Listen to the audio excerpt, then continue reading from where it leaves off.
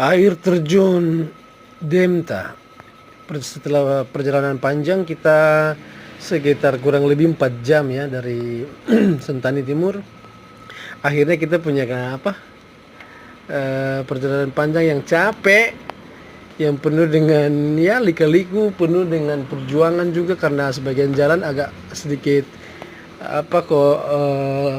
jelek ya, longsor juga ada yang sebagian jelek, belum diaspal, jadi terbayarkan dengan pemandangan yang begitu indah ini ya. Ini sebagian ada air terjun ya, ini sudah mau sampai di Depapre, tapi ini nama tempatnya air terjun Demta.